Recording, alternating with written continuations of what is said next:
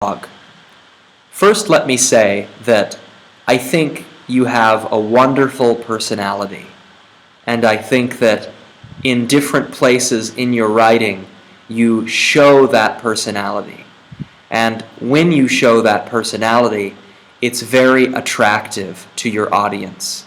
So I hope that as you develop your writing more, you will not be afraid to show your personality here. I have 5 pieces of feedback for you about this first blog. The first piece of feedback is for this first paragraph. I want you to consider that this paragraph is supposed to be about fun.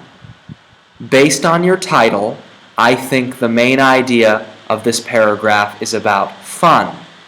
But it seems to me that what you're really talking about is failure and motivation and working hard.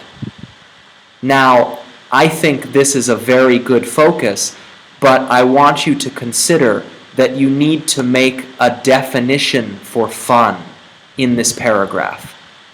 For me, fun does not mean failure and working hard and trying to be motivated.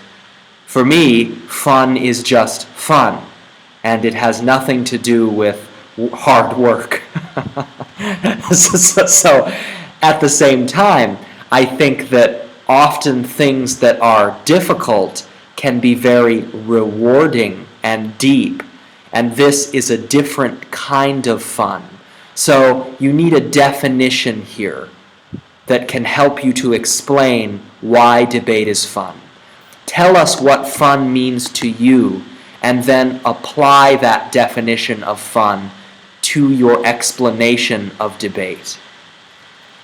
The next piece of feedback is for this second paragraph. You can convince your family and friends. And this is a very simple one, but remember that the topic sentence introduces the main idea. In this case, your main idea is learning to convince your family, friends, supervisors, and so on.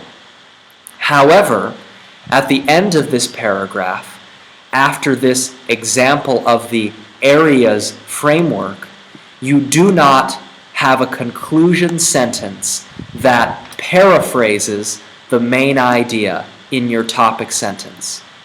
Remember that the purpose of a conclusion sentence is to remind the reader of your main idea. Right now, I think the main idea of this paragraph is the area framework. If the area framework is not your main idea, but instead using the area framework to convince your family and friends and supervisors and so on, then you need to change this conclusion sentence. Okay.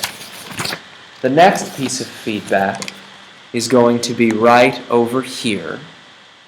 And I just want to tell you that this idea right here from Toyota about asking why 5 times is a really, really good supporting sentence. This is very, very good.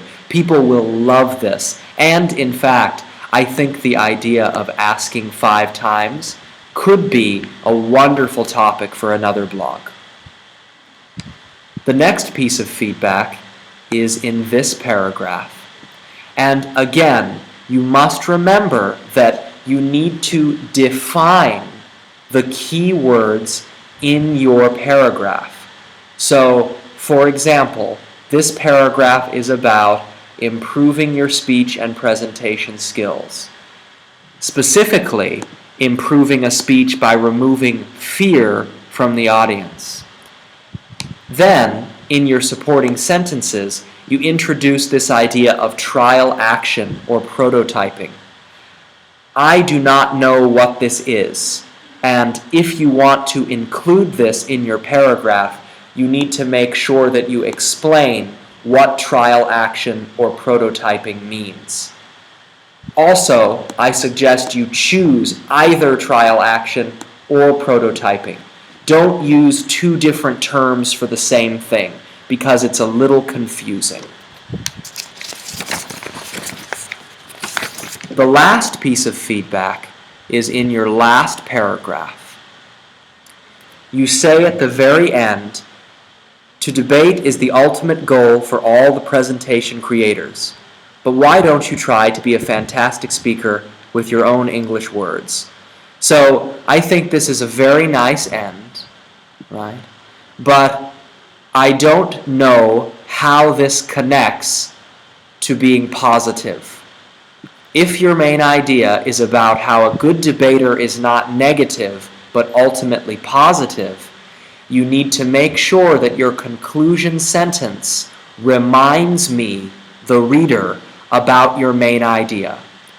Otherwise, when I get to the conclusion sentence, I will forget what your main idea is, and I will not understand what the point of the paragraph is. So that's all I have. Ask me if you have any questions. I always enjoy your writing and our conversations. See you later.